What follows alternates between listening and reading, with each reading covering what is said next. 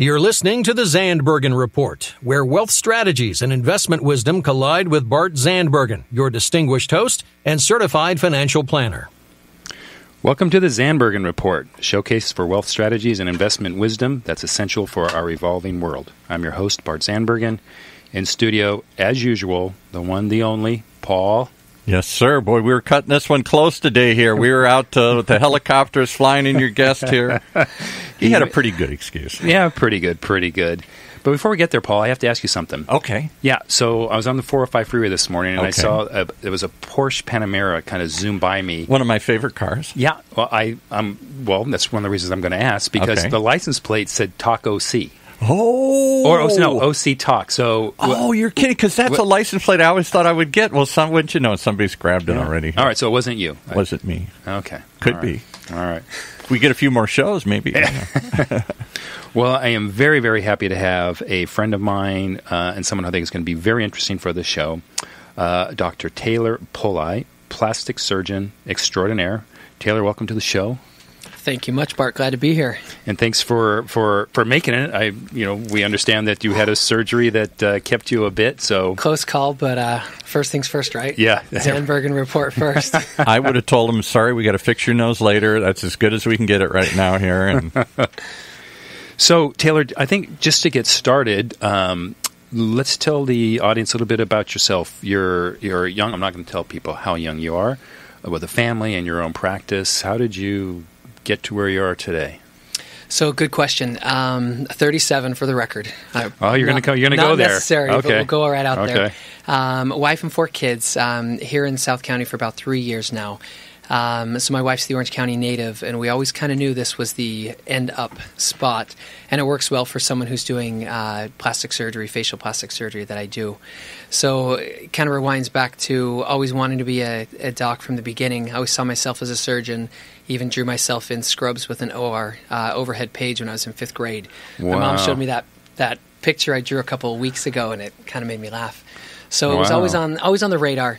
But got here realizing I love surgery, I love what I do, but I like kind of being the one to do what I want when I want, take care of patients when I want, where I want, how I want, and kind of doing your own thing, starting a business and becoming that doctor turned businessman was the only way for me to really integrate that and really have a true doctor-patient relationship that 20, 30, 40, 50 years ago was the common. Yeah.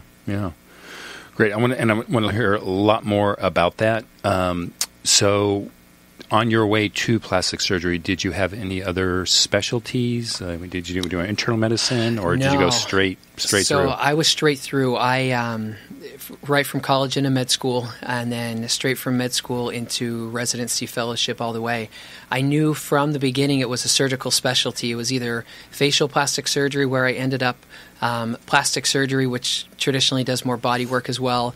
I enjoyed working with patients that had lost a lot of weight and wanted some body reconstruction, but I found that I'm kind of an OCD perfectionist individual, which has its pros and cons. In this case, has its pros. I feel you. And a few of us do. And working on the face specifically just lends itself towards that. It's something that's out there, it's exposed, it's open. You can't really hide anything. And it's something that takes a lot of trust from patients to reach out and say, I'm in, let's do this. Yeah. So it really gives me that opportunity to build that doctor-patient relationship in a really personal, really kind of humbling way. So facial, which we've talked about before, what are probably the top 3 primary procedures that you do with regards to facial? Gotcha. So we kind of we divide it into non-surgical and surgical. In the non-surgical side, those that are surgical trained tend to be more neurotoxin or filler injections, stuff that's usually done in the office. And that climbs up on the list of things performed. From a surgical perspective, I trained heavily in the reconstructive world, so I do have a lot of reconstructive experience. I prefer the cosmetic world just because it's a little more conducive to the family life, to the overall lifestyle that I would like as a soccer coach for my kids and hanging out at the beach on Saturday, etc. But I would say if we had to label it, I'd say skin cancer reconstruction, and then shortly above that would be facelift, eyelid surgery. They're kind of neck and neck maybe for number one. Okay. Oh, so interesting, both on the reconstructive and on the cosmetic side, right? Correct. Okay. Well, and you're in the right place for both. We got plenty of sun. Yeah. It was down to Nebraska or, no, I'm just kidding. Orange County is a hub. It really is. Yeah. I'm going to save one question for a little bit later, but getting to know you as I have over the last several months, I can tell that you have, there's a lot that drives you, and you're motivated by other things than certainly just money. Although there's nothing wrong with money, but I think they have other motivations. Fair. So I like to ask my guests, like, what is the why? Why? You told me you've told us that it's something you've always wanted to do, but why? Good question. I think there's really two, and I think so really why number one and why number two. The most important really is, for me, family. Doing what I do lets me be present. It lets me be a husband and a father and be involved in a way that I always wanted to be. So that's why number one. But closely behind, and you could even put them together, is I really do enjoy when I'm sitting in that, whether it be an exam room or consultation room or speaking with a patient after surgery, that just true relationship that you have. It's kind of one where you trust each other, and for me, it's very humbling where they say, okay, this is what I want. I trust you to do it. It's kind of like a good old-fashioned shake hands, let's go. Mm-hmm. And I love being able to have that real personable relationship where I'll see a patient back week after week, day after day sometimes, and then you don't see them for a year or so or more often, and they pop back on in and you can pick right up where you left off. So it's really relationship building. Yeah, well, that's really nice. That's nice. You've got to have some stories. Oh my goodness, do I? I'll probably ask for a couple, but yeah, from this perspective, maybe this is more reconstructive than it is cosmetic, but a success story, if you will, where someone came in with maybe just feeling either inadequate or not didn't have any self-respect or something like that, and then maybe their life changed somehow. Maybe I'm reaching too far, but no. you kind of have stories like that. Yeah, and the beautiful thing about the indentured servitude that is surgical training is you really have the opportunity to experience multiple interactions, and you're in multiple healthcare settings. I was in 4 different states throughout my training, so you do have a lot of vast opportunities. And mine dated even back to when I was in college. I was an orderly, which is a good old-fashioned term for grunt in the OR. So even in my college days, getting called at night to go into the hospital to help, it kind of predates all the way back to that. I would say, interestingly, you wouldn't think it, but a lot of the cosmetic patients I have are truly grateful and awesome patients. Most people, when they think of a cosmetic surgical patient, they think of someone who's high maintenance or entitled, who doesn't really have much benefit. But when you step back and look, and you see that it's someone like your next door neighbor, a family member, and you looked at it something that's, say they have a problem, whether it be a bump on their nose or some saggy neck skin or their eyelids are droopy, it usually comes back to there's a reason, like their granddaughter says, why do you look angry all the time, or something. So a lot of those little interactions are awesome. And when patients wake up from surgery and I can say everything went amazing, and then I see them over the days and weeks, and as the healing ensues and they see these changes, that's really gratifying. Those experiences are more often, and there's not really one salient. The reconstructive world tends to be where you get those salient experiences. 2 that I can think of. One was when I was on a humanitarian aid trip in Mexico. I speak Spanish as well as English, which is huge in this case. Yeah. And I had a little family, parents as old as I was, and I was in my young 20s. And they had a little kid with a cleft palate who, you see this cleft palate, you see the cleft lip, and you see how it's affected their life. And the kid's, 3 to 4, and the kids are teasing him at school, and he's not developing right. So to be able to spend just an hour or 2 and make a difference in a kid's life that will be permanent, it's hard to say that that's not gratifying. Wow. Same thing if it's someone who has a really bad dog bite to the face. I had one gal that was at her bachelorette party, surprise party, and got bit by a dog, and it was incredibly extensive. All both of her lips completely taken off, and don't want to be too graphic on the air, but and just the opportunity to then take something that's clearly broken and fix it in a way that makes that patient be able to interact in society and, you know, grow back some of that self-esteem and some of that you know, self-worth that might have disappeared. I mean, the confidence and the self-esteem, that's got to be huge for some things like amazing. that. Amazing. Is a cleft palate really, is that all it is? Is a 1 to 2 hour procedure? It is. It's amazing. And it's something that here in such a developed country we don't realize and we take for granted. But in these third world countries, Africa, you know, places over, you know, East Asia, South America, it's still something that on a day-to-day basis, you know, people are dealing with. And it's something that's so easily correctable. And it just makes you want to reach out and help in any way possible. Wow. Is there anything along the lines of a cleft palate that would be super common in the U.S. or third world? You know, it's funny enough, it has the same incidence rate here. They're just picked up and corrected early on. Early, they're actually detected usually with an ultrasound before the baby's even born, so you can have an entire interdisciplinary team with the speech therapist and the feeding therapist, the surgeon, everyone, and then the surgeries are staged in a way that it affects the child negatively as little as possible, and that same benefit just is not present in these third world countries. Wow. So I think the theme of the self-respect and so forth, and the confidence. I've got to believe it transfers over into anyone's just normal life, right? Whether you're a business person or, heck, if you're a stay-at-home mom or stay-at-home dad, just the confidence to be the best you can be. You must see that. So it's funny, and this is where my brother, I'll throw him under the bus. He's an orthodontist in Nashville. He kind of jokes around with what I do, and I say, hey, you're just straightening teeth for a living. You know, it's the same thing in theory. Yeah. But, you know, even just yesterday I had a patient, you know, mid-50s, gentleman, upper eyelid skin that was baggy and it bothered him, and he comes in and says, can you fix it? I say, yeah, and he's on cloud 9. So it's one of those things where it might be something that to one potential patient doesn't bother them, or to someone walking down the street, they'd say that's the last thing on my mind. But, you know, it all comes down to how much it affects that person. And when it's something that's easily fixable and it's something that fits for them, it's kind of like a why not. Paul, there's hope for you and I both. Yeah. Mid-50s and above. I'm thinking it's looking better to me now here. I see you making are you making a list of things you're going to get for the check? Check it down starting from my head to my toes there. I think you could have a lot of work on it. Can I ask you a question? Or just you allow me to jump in here? Love to. I was saying earlier before the air, you know, plastic surgery seems to go through bursts of news coverage. Something new comes out, or some procedure, or good or bad, you read about things. I haven't heard much about plastic surgery lately. Is it in a quiet period? Is it in a growth period? Or am I just missing it?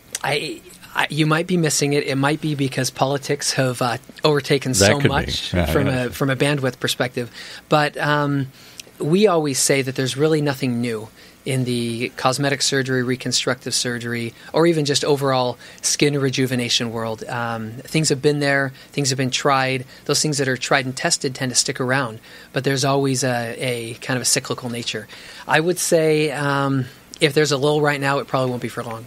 This seems to be something that's kind of popping back up in people's minds regularly. So is there anything new coming up? Anything? That's what I'm trying to get at. Anything hot on the topic that I just missed here somehow? You know, there's some from hair restoration, which is kind of a big one. That's something that's hitting a burst. There's a lot of skincare products that are showing a lot of promise, whereas before it was kind of SPF and moisturizers and some retinol. But I do think there's a lot of technology, kind of like the cancer world has seen a resurgence with this really targeted therapy where we can use your own immune system and genes. I think that moving into the cosmetic world is going to make some waves. Wow. All right, Paul, it looks like it's time for a quick break, so we'll be right back. Imagine what it would feel like to lose everything. Your job, your home, your family, your dignity. This has happened to thousands of the men, women, veterans, and young adults we serve at Working Wardrobes. What do we do to help? We provide career development services, life skills workshops, job skills training. We provide the perfect interview outfit, and we get clients placed in jobs. Call Working Wardrobes, 714-210-2460. Donate, volunteer, invest, hire. When you use the Premier Rewards Gold Card from American Express, the rewards points can keep on multiplying. Buy 3 with triple points on airfare. Buy 2 with double points on gas and groceries. And a single point for pretty much every other dollar you spend on the card. Then, start choosing from over 1 million rewards to redeem all those points. Apply today and the annual fee for the first year is on us. Call 1-800-AXP-GOLD or visit axpgold.com. The annual fee for the card is $175. See terms, conditions, and restrictions at axpgold.com. All right, we're back with Bart and his guest. All right, welcome back, everyone. So we were talking off mic here just for a second. So men and women, it's not uncommon for men to come in for elective, right? Correct. It's still about 95.5. It's still that okay, broad. 92.8. Yeah. I mean, make your number up, but predominantly women. Okay. All right. Let's switch gears just a little bit. We've got some time left. So I have to pick up on this one, Chris. I can't let that sit. So if men do come in, I'm just thinking here. So what if men do come in? What do they come in for? Great question. So number 1, I would say, is upper eyelid skin redundancy. That's an upper eyelid blepharoplasty. Number 2 would be hair restoration. And it used to be the old strip along the back of the head, as we were talking about. Yeah. Now it's more advanced with robotic surgery. Number 3 is neck lift, jawline, facelift type surgery. It's a little harder because you can't hide the incisions quite as well as you could in a female with the long hair. But men are bothered by that under neck little skin laxity too. Yeah. Yeah, I don't really want to go here, but there's certainly some examples of men who are in the public eye that clearly have gone too far. 110%. That's usually the brow lift, the Mickey Rourke-ish. Yeah, I was going to mention any names, but it gets so there's the line, right? Totally, and it's all about and in my world, I say on a daily basis, I manage expectations, and that's really what it comes down to. But it's all about a natural outcome versus something doesn't look quite right. Yeah. And if you can maintain that natural outcome and improve and rejuvenate, game on, that's the goal. Yeah. So again, I have to ask another question. How do we get the Mickey Rourke look? So many people go out and they think this looks good. I mean, did they tell their plastic surgeon, keep going? And he says, no, that's going to be ridiculous. And they say, no, that's what I want. Or do they just... It's hard to believe Mickey Rourke and people like that are going to the wrong plastic surgeon. No, and they're not. And that then begs the question, what's our end point here? Is our end point a rejuvenated, more youthful, more rested appearance, or is it a more drastic, visible appearance? Someone who's 60 just can't have 30-year-old eyelids, or it just looks unnatural. The brow position just you can't rewind it 40 years and say, oh, that looks good. You can improve it and restore, but there's that fine line, and it's not the surgeon, it's not the patient, it's just kind of a combination of everything. Yeah. Interesting. You said something that actually, as different as we are in what we do, there's a common theme, and that is manage expectations. I am chief expectation manager. That is actually, and then I'm a surgeon. Yeah. And then I own a business, and then I, et cetera, et cetera. Yeah. So there lies the overlap, because existing clients, prospective clients will come in maybe with an expectation of 15%, 20% a year returns, and there's certainly an expectation needs to be reevaluated or managed. So it's nice to know that we have some common ground. Another place where we have common ground is we both run businesses. So, and I suspect you probably go through some of the same challenges as I do and many others. And so, can you talk a little bit about starting from? Were you ever in practice with someone else as an employee before you started your own practice? So I was never officially in practice as an employee if you think back to the good old-fashioned apprenticeship, trade training programs, that's really what we go through. So, college graduated in 2014 from the university, then med school for 4 years, then residency at the Mayo Clinic for 5 doing head and neck surgery, and then an additional year doing a fellowship in just cosmetic and facial plastic surgery. It's one of those where you see different healthcare systems, you see different surgeons, you see how things are done differently. And although you're not a quote-unquote employee, you kind of are, but you have the opportunity to take the good and the bad and meld it into what you want. So I always knew that I wanted the autonomy, but I didn't want to have to put up with how things were necessarily done in a way that I didn't like them. The OCD, again, coming back, that's kind of a common theme. But I have had the opportunity, including right now, I spend my Fridays up in Beverly Hills with a very successful cosmetic dermatologist, Dr. Mark Rubin at the Lasky Clinic. So that's a partnership. However, when you have that age disparity of 20 and change years, you do kind of get a little bit of that I don't say employee relationship, but you're young on the totem pole, and so you're learning and growing and taking in everything that's around you. But I've always, fortunately, had either a training experience or time to jump out and do my thing. Yeah. Did you have any business training? And I asked that because early in my career, I worked with a lot of physicians, generally early on, and the common feedback was, we learned everything about medicine. We have no idea what an IRA is, how to set up a business, what books are. Did you have any sort of training in that area? I think no training is an overstatement. I think I think you have so much of your brain power taken up with other things, more practical, technical things, that it's just not even on your radar screen. And it's unfortunate. I was blessed in that during my time at the Mayo Clinic, I was able to spend several months with a similar background of training, cosmetic facial plastic surgeon in Scottsdale, Arizona, who'd been out for about 20 years. He's 20 years my senior by a week. And so I was able to have some kind of on-the-job training, but not just the surgical technical or the patient care, but also how does he, and he was a businessman, started his own practice from scratch, had the growing pains that we all do, but to see where he was able to arrive 20 years in, and where he had his office that was a finely working machine, and he had a great schedule, lifestyle, patients were happy. It was really validating for me to see and say, I can do this. I can be there. So one of the questions I was going to ask is, and it sounds like he may fill that role, is do you have any mentors that you've learned from? Would you call him a mentor? I totally would. And we kind of officially and unofficially refer to these kind of individuals as mentors. My fellowship director, Dr. Edwin Williams, who's up in Albany, New York, is a very close friend and mentor. Usually, once we branch out from the head and neck surgery world into facial plastics, you kind of cross that chasm into the cosmetic world. You leave behind a little, but still some of my close colleagues from the Mayo Clinic I'm tight with. Those that kind of had that rite of passage at the same time that have also been out of training for the same duration of time as me, we're very close. We text back and forth and say, what would you do here? Here's what I did. What do you think? And so you can, I don't want to say validate each other, but you can bounce ideas back and forth. But having those mentors that have been there and done that, and then those that are suffering with you, it really kind of helps buoy you up. What I've found very common, Paul, you probably recall this too, I think with every guest that I think I've interviewed, I always ask that question. I'm only interviewing successful people and whatever they do, and without a doubt, everyone has had some sort of coach or mentor or something. And I just think that regardless of what you do, I think it's important. Whether you're a Tiger Woods or you're Taylor Pollei, it doesn't matter. I think a coach is going to help. I mean, I would love to say we can do it on our own, and that our ideas are the best. However, if someone's been there and done that, they've had some growing pains.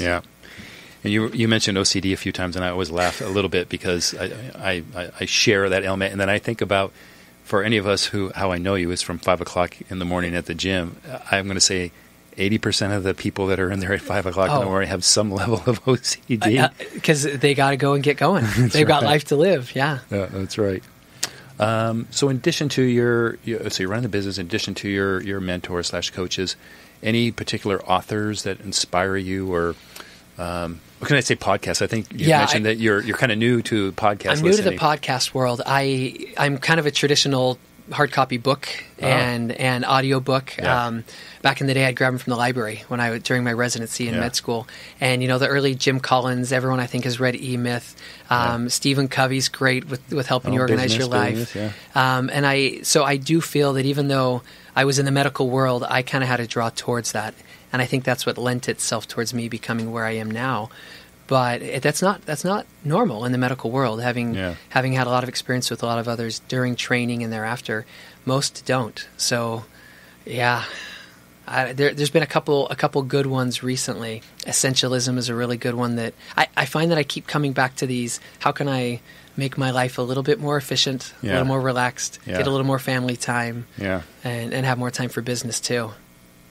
Yeah, I'm writing down Essentialism. I've heard of the book, and I haven't read that yet. And here's the funny thing. And like Darren Hardy is one of those, kind of typicals where it's nothing new. We know this stuff. Exactly. It's just how do you apply it in a way that you can stick to it, maintain, and get the results. Yeah. All right, we're going to wrap up pretty soon, but I know we have a bunch of stories. Is there anything else, whether it's reconstructive or anything successful? I don't want to put you on the spot, but if there's something that really inspires. Yeah, so interestingly, again, going back to what I said earlier about some people think cosmetic surgery patients are a little crazy. They're really not. They're actually way more normal than a lot of other medical patients. But unfortunately, in the reconstructive world, sometimes what we're reconstructing is self-inflicted. And I have had, especially during my fellowship, I had a back-to-back. It was probably the hardest month of my life. I had 2 self-inflicted gunshot wounds to the face. This is during my time up in Albany. And I was logging, whether it was probably a 15, 20-hour surgery from the beginning, and then on a daily, weekly basis takes backs to the OR and additional reconstructions. And I logged more OR time during that window than ever. But interestingly, I wasn't just in the operating room more. I was with the patients' families more than I ever expected. And you really start to see patients for who they are, for what they're going through. And I've seen patients that, because of a really, difficult mental illness or whatever, do something that they later regret. And in the reconstructive effort, I can be part of that, them getting back on their feet. Yeah. Now, it's different than, my 73-year-old little old lady that comes in and wants a facelift, different mindset. Yeah. But in theory, as you kind of spend these time with these people and realize that they have families and spouses and siblings and kids, and you really get to know them for who they are, I'll tell you, these are people that I'll still keep in contact with. Yeah. These are patients, it's been, a few years, but you still touch base and, hey, how are you? How are you hanging in there kind of stuff. That's so great. So great. I'm not surprised that you have that kind of relationship. All right, Taylor, we're just about out of time. I want to tell you it's been such a great pleasure having you in studio today. If you've listened to a couple of my podcasts, you know what's coming up. It's called the Final Thought Question. And that is, if you could share with us and the audience your ultimate lesson learned as your career, during your career as a surgeon. Ultimate lesson learned, I would say, and this is especially applicable in my new endeavor where I just kind of jumped in with a existing med spa in Laguna Niguel and establishing an aesthetics center and really integrating my surgical practice. It's something where the idea of something is so intriguing and so amazing, but then when you step back and you look at the practical component of it, you say, oh my gosh, what am I thinking? And I look at it from other avenues in my life. When I'm in the OR, I game plan everything. I map it out. I've got a 20-year plan in my life. I don't go to the gym without a plan for that day. Yeah.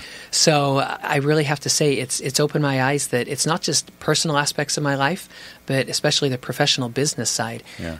Not that I came in without an attack plan, but I didn't even realize what obstacles would exist. And I want to say it was very humbling, and it kind of opened my eyes. And my big take-home was, man, if it's like this in business, it's got to be like this in every other aspect, parenting, etc. Yeah. And just in the last 6 months since I've really been integrating and building this practice of mine, I've noticed other aspects of my life where I'm totally I walk in and I'm unaware of the amount of work, energy, effort that it'll take, but a little planning and you breeze right through. Yeah. I love it. And that applies to pretty much everybody and all we do. So I love that. Well, thanks.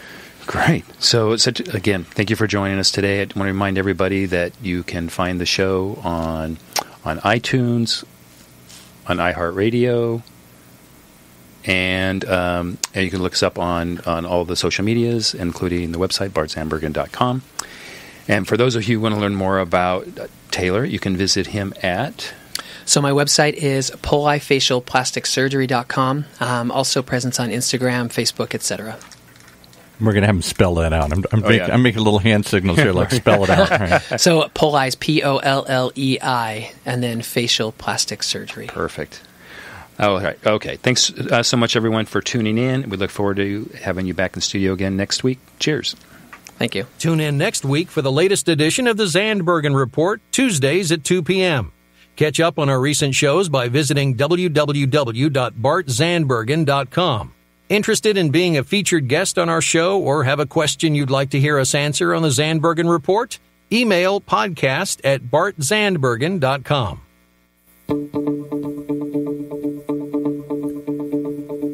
The Zandbergen Report is a production of OC Talk Radio and is provided for educational purposes only. The content of this program and the views of the guests should not be considered as recommendations by OC Talk Radio or investment advice from the host, Bart Zandbergen, or any other entity attached to this production. Investors should always consult qualified financial, investment, tax, or legal professionals prior to investing.